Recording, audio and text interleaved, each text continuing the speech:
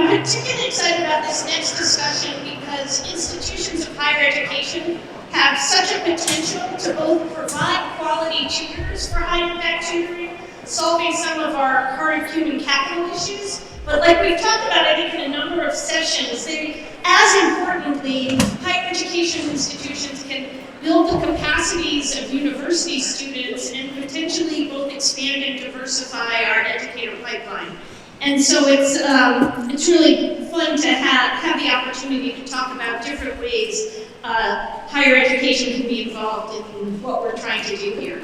We have two great examples of this. First, Faith Freeman, who is the Director of STEM and Director of the Tutoring Department for Guilford County Schools in North Carolina. She's going to describe a district-wide effort that began even before the pandemic to work with local universities, including North Carolina A&T, to provide math tutoring for students. And then Christy Borders, right next to me, who is the Director, of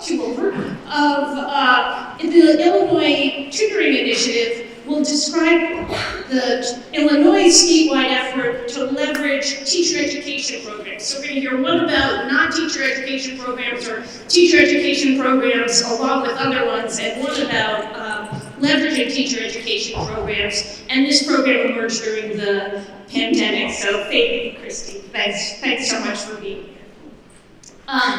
I'd like to start with you, Faith. Can you share the timing and reasoning behind Guilford County's partnerships with higher education institutions and a bit about the partnerships themselves? Sure. So we started with partnering with our local universities back in the fall of 2020. And with that, we started with about 5 tutors, mostly graduate students.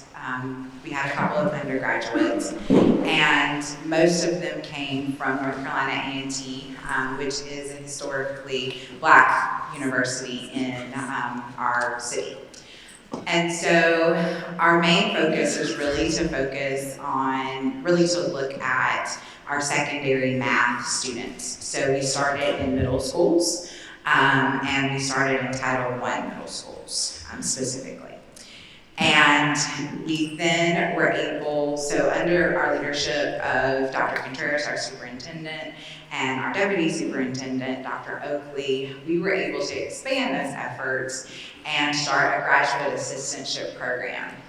And so with that graduate assistantship program, and we started that in the spring of 2021, we were able to provide about 10, I would say a little under 15 graduate assistantships to our students at North Carolina A&T.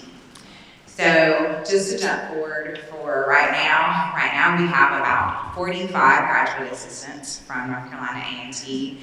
This summer we've also partnered with the University of North Carolina at Greensboro, which is also in our city. And right now from there we have about 5 graduate assistants. This summer for our summer learning program, we will have about 43 graduate assistants coming from UNCG. And then next school year, we'll have about 60 graduate assistants coming from UNCG, and then about 50 to 60 coming from North Carolina A&T.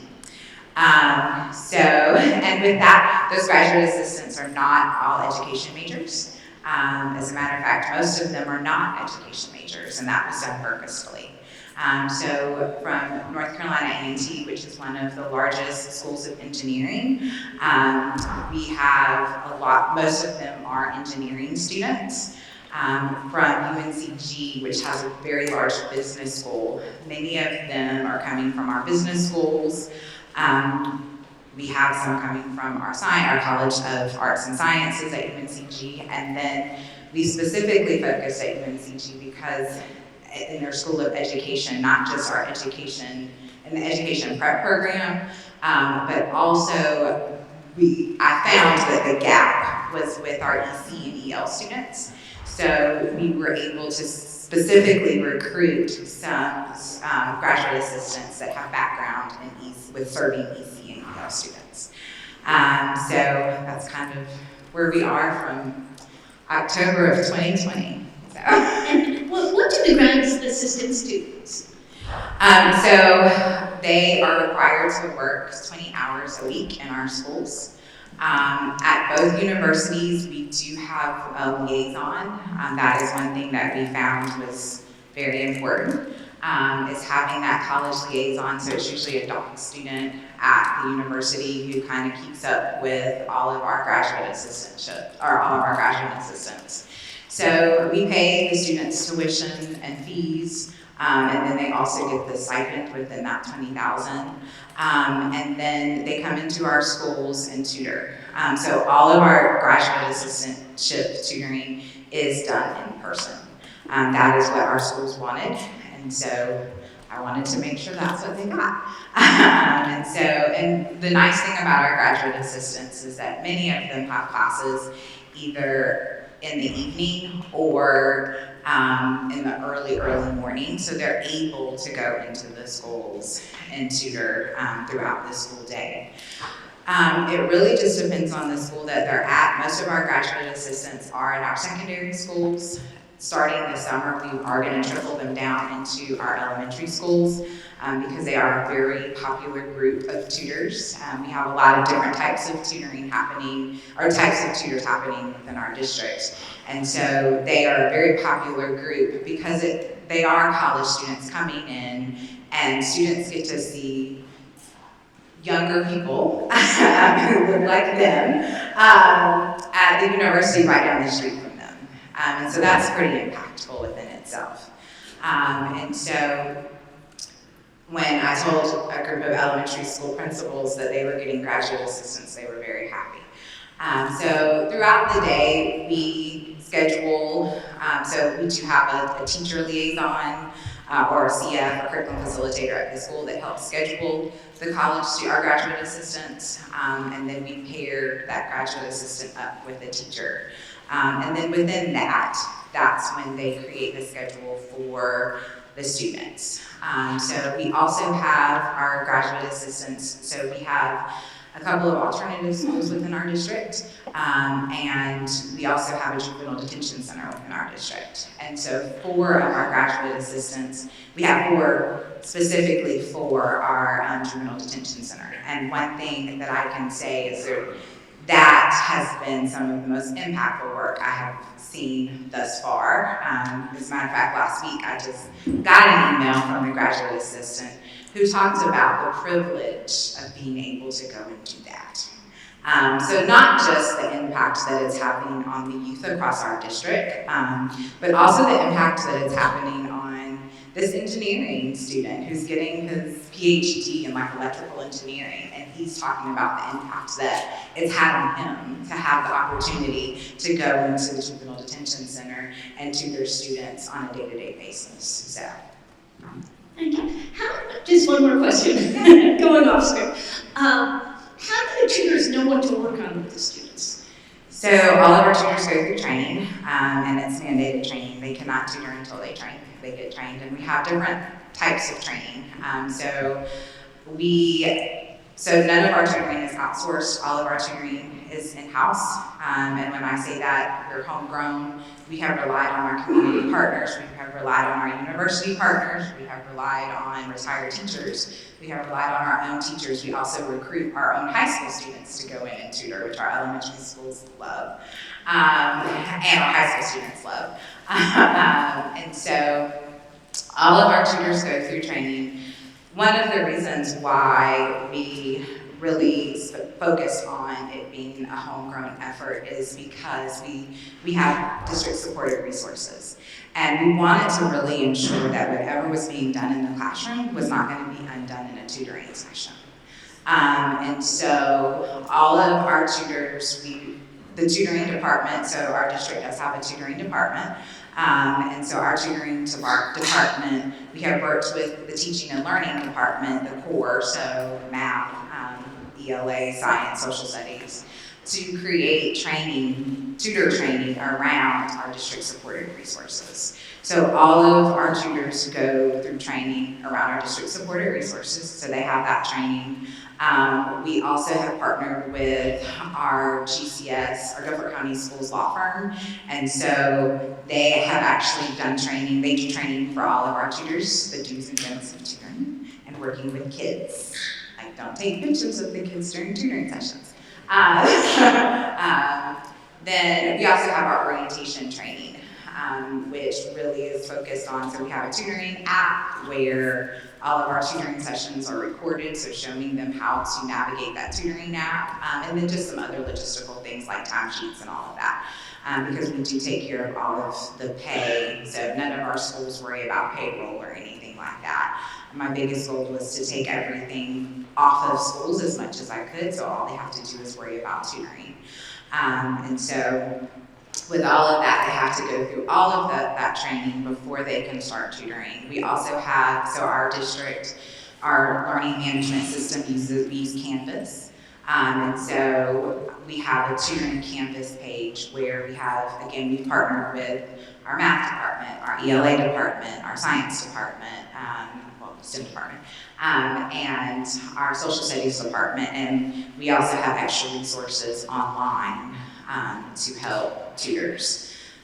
Another piece is that piece with them meeting with the teacher on a weekly basis. So we really stress with the tutor and the teacher and the school that has to happen, because that way they can discuss, so it's a team effort when they're walking into that tutoring session, with what standards need to be covered during that tutoring session. So that's another piece. The teacher is not expected to give any type of lesson or anything like that, but really go over what are the gaps that need to be filled within this tutoring session. That's great. Christy, I'd love you to tell us about your program, because it takes a different approach. It started a little more recently, but I think also is a wonderful way of thinking about bringing higher education into tutoring. Okay, all right, thank you. It is new. We're new, so we're in the infancy, or I heard someone use that term in our last session, and I think we are very much in the teenage years, because it is not easy. So we started up, this all came very, very quickly in the state of Illinois. The governor's office and all of the major state agencies met with our learning commission, or the P12 commission, during the pandemic. And that P12 commission wrote a report that recommended 13 possible directions that the state could go for learning loss or addressing learning needs related to the pandemic. And then those state agencies came together and they selected 4 of those 13 recommended interventions. One of those 4 was high impact tutoring. And I just happened to develop some online tutoring the year before for Illinois State University. That's where we are housed. And so the state started asking questions and saying, well, Christy, how did you do this when you did online tutoring during the pandemic? It was free tutoring, it was available and really targeted at teacher education students. So Illinois State is very focused on teacher preparation. That's who we are as a university. It's kind of the core of who we are at Illinois State. And so they came to us, and I think they gave me 3 days to say, we need a statewide program, and can you come and talk to these state agencies in 3 days and see how we can do this across the state. So that was fun. That was a lot of fun. It happened very, very quickly. That was in June, and we were funded starting in July. Our statewide program is funded completely through ESSERS, which is a scary space because that ESSERS cliff is approaching very, very quickly. And so we have been, our office started, we had to design something, and guys, there's not a lot out there to tell us what to do for a statewide program. And so what we did was, I'm a teacher prep person, I've been a teacher prep person for a long time. So we decided to leverage, like Susanna was saying, our teacher prep programs in Illinois and our institutions of higher education. So the state of Illinois was then based on our design, split into the 6 regions that we use for broad ROE areas in our state. And the Board of Higher Education selected one institution per region that will be a hiring institution for all of the tutors in our state. So Illinois State is one of those regions. Our Illinois State coordinator is here with us today. So Illinois State is one, but we work with 6 other institutions, because we have 2 campuses for SIU. We have 7 different hiring institutions, and each of those regions then are going to work with 8 districts this year and 15 districts each next year. So we will be working with 90 districts. Starting in the fall. We're not quite to our 48 number yet, but we're getting there. So we are very much a local context kind of design, so it warms my heart to hear Faye talk. That local context piece was really, really important to us, not only capitalizing on the built-in tutor pool available around institutions of higher education, but also just that, I don't know about your states, but there are literally about 6 different states in the state of Illinois. So those local contexts are really important. What happens in Chicago, what happens in Carbondale, every one of those local areas we felt needed to be a strong voice in design. And so what we do at the institution is we hire, train, supervise, and develop the tutors. And then our regional coordinators, each of those 6 regions, then work directly with the district. The districts all identify a district site coordinator who then helps us coordinate tutoring curriculum with what the district is specifically looking for. So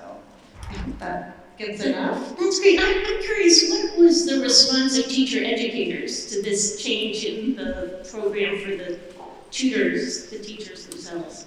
You mean the teacher candidates? Oh, I think our teacher candidates are thrilled and excited to have an opportunity like this. I will say, for any of you who are in higher ed or planning to partner with a higher ed institution, that level of systems change is very difficult.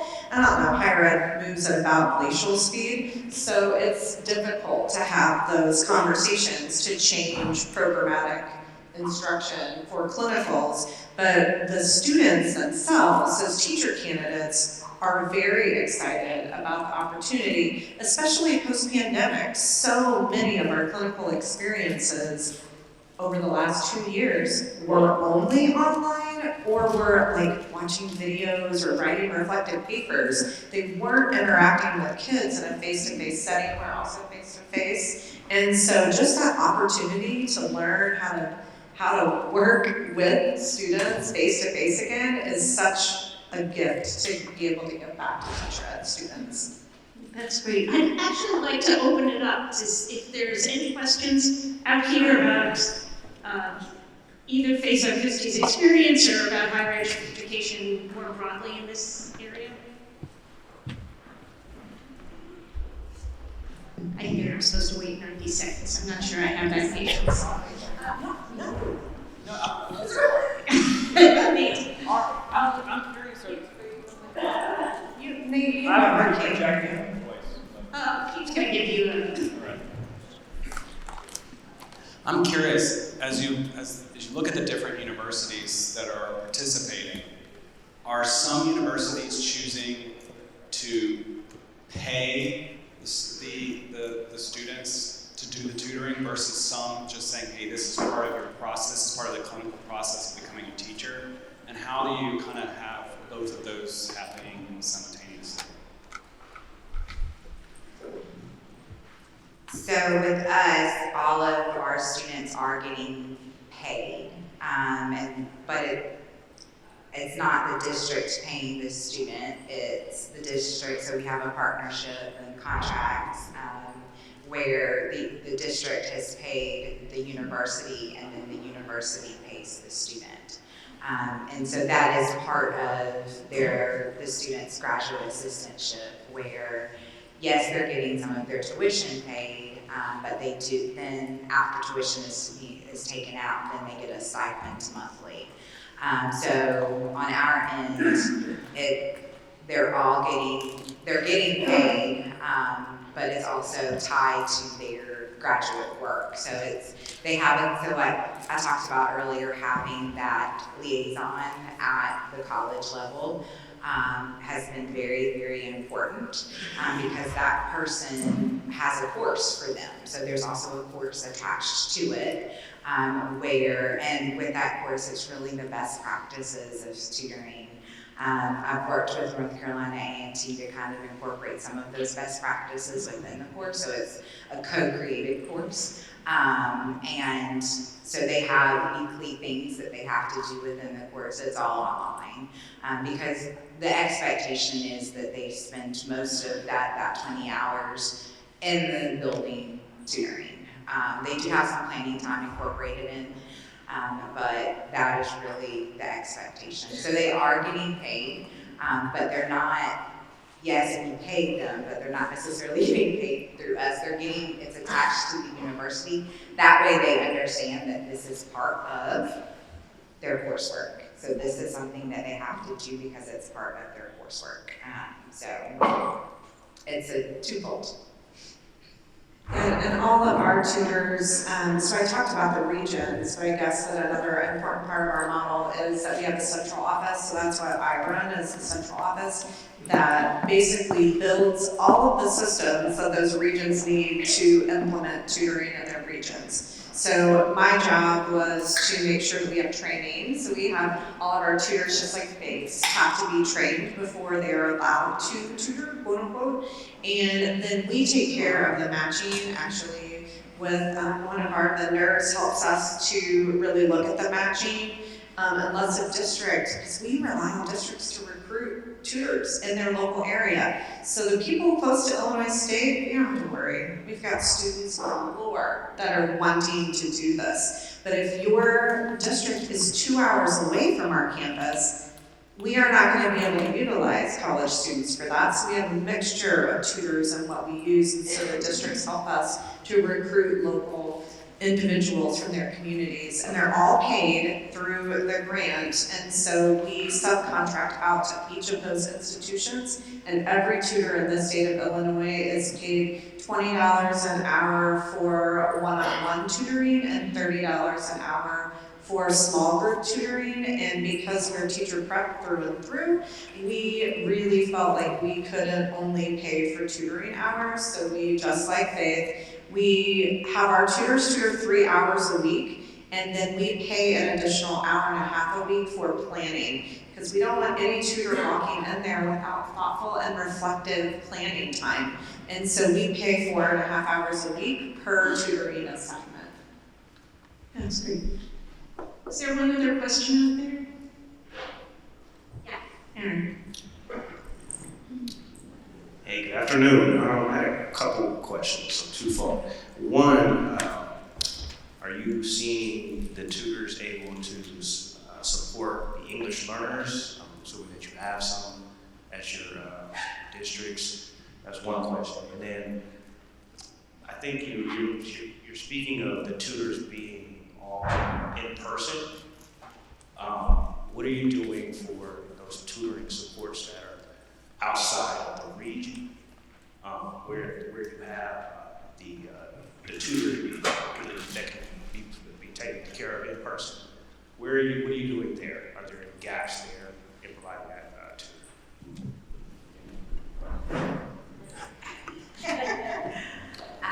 So, first question, yes. And so we do have some EL tutors. One thing that we started is, so as I spoke earlier, we have, I've noticed that was one of our gaps. And so we have worked really hard with working with UNCG, specifically because they do have a pretty strong teacher ed program. And so with that, they have recruited some EL tutors to focus on our EL students. We also, so I kind of talked about our buckets of tutoring. So our graduate assistants and our partnerships with our local universities, that's just one part of our tutoring bucket. That's what we describe all of our types of tutoring in the tutoring department. We also have teacher tutors, so they are our own teachers to tutor also. And so with that, in order to kind of fill that gap in the meantime, because we are going to get these graduate assistants, or the extra graduate assistants, specifically focusing on EL students starting this summer. We have some EL teachers who are teacher tutors who are focusing on our EL students. With our in-person, so yes, we have thought of that. So we do have some virtual tutoring. About 92% of our tutoring right now is in person. But we do have virtual tutoring taking place. Just back at the beginning of April, we launched a virtual helpline. And so with that helpline, that is open to all of the students across the district. And we are using Saga Connect in order to do that. And that is actually, we are employing most of the tutors who are tutoring with our after-school virtual helpline are our own teachers. And so we are able to not just provide the service for all of our students, but also supplement our teachers' income, which I think is important, especially during this time. And so with that, we also have quite a few EL teachers and TC teachers. We have an EC teacher right now who stays booked. And so that is from 5 to 8, Monday through Thursday. Parents, families can sign on, book a session. They can book concurrent sessions. So we've been launched a little over a month. Take out spring break, so about a month. And we have found that within that, high dosage tutoring is starting to occur. So we have families who have signed up for multiple sessions a week through this whole month. Like, I want a session Monday through Thursday at 5 o'clock with this tutor. And so we did start to fill that gap with the virtual tutoring. So we did have virtual tutoring. So all of this started virtually because when we started, our schools were still, especially our secondary schools, our schools were still shut down. And so all of it started virtually. It wasn't until this past summer is when we implemented in-person tutoring in our summer learning sites, and then starting in the fall of 2021 is when we went fully in person. So our tutors were the only people outside of teachers that were allowed inside the buildings. And so we did begin virtually, but that was one of the feedback. I always tell principals and schools and curriculum facilitators, like, I'm not in the school every day. Yes, I was a teacher, but I'm not in the school right now, so I need your feedback. I need to tell me what you need so I can try and figure it out and get it. And that was really our biggest feedback, is I really want the tutors here in person during the school day. And I said, okay, we're gonna try and make that happen. We also have tutoring that takes place after school. So at our high schools, we have what's called learning hubs, where students can come after school and receive tutoring. So we do have graduate assistants at our learning hubs after school. And then at our elementary schools, we have an after school care program that takes place. And so we've worked with them to, if some tutoring needs to be taking place after school, we've worked with them where it can be done after school at the elementary school level also. And then, like I said, we just implemented the virtual helpline, and that's open to all 72,000 of our families, of our students. That's amazing. Okay, so in order to stay on track, I just want to end with a question. If you were thinking about, like, what are the potential, either hopefully mostly on the positive side, that it's great to work with higher education institutions and that has benefits for districts, but also if there are any issues, what would you want people to take away from here about working with higher education to help to scale high impact tutoring? And Christy, you want to start? Sure.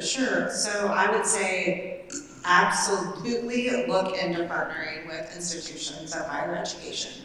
So I'm really thankful in our initiative, we have 4 state institutions, and then we have 2 community colleges. And so we have hundreds and hundreds and hundreds of programs in Illinois and institutions of higher education of all kinds of different sizes. And those are people interested in looking for part-time employment. They are a nice fit for the scheduling that's needed. And so you have this kind of built-in pool that's there. You get like the win if you have a teacher prep program near you, because they are inherently and already interested in learning how to work with children to increase their learning. And so that is like a double win for me. But also for us, it became about community support as well. And so partnering with community colleges in ways that we haven't tended to do in the past, and being able to say to a community that we can provide this strong part-time employment, and you are going to be able to impact kids right here in your community. It just felt like a win-win-win for us. And so I would say don't miss the opportunity to get in conversations with your institutions of higher education at any level, because that is a partnership that's looking for ways to work with your local schools as well. I know that because we were CAPE accredited, and that was my job, was to do CAPE accreditation, fun times. And so part of it is the co-constructed. So I love the fact that Faith even used that word. So it is a teacher prep's program responsibility to get in and co-construct within their communities. So there are multiple reasons that it would be good on all sides of the table. Want the last word on here? So I agree with everything you just said. I think too, I was speaking with one of our university partners, and so sometimes we see this disconnect between university and school districts, and it shouldn't be, right? That we as a district, many of our students are going to go to a higher ed institution. But also we have some students who they did consider going to a higher ed institution.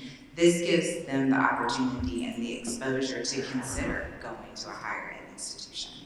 And so it's not just the impact of youth academically, but it's also the impact of youth with exposure. Showing them that they can go to that university that's right down the street from them, and what that university has to offer. So we've been very intentional with ensuring that, yes, we do have education majors, but we also have majors that are in engineering, in science, in math, in business, so that kids can see what's happening again at that university that's right down the street from them. And then also that educators can see that too, so the teachers of the school. So I think that it's not just impactful with the students academically, but also with them socially and with the things that they can see themselves, that they could be eventually. And so I think that, you should not miss out on it at all. So. And they see the cereal, as we heard from AJ. Yes, I relate that. Okay, so thank you so much for telling us about what you've been working on. It's really fascinating.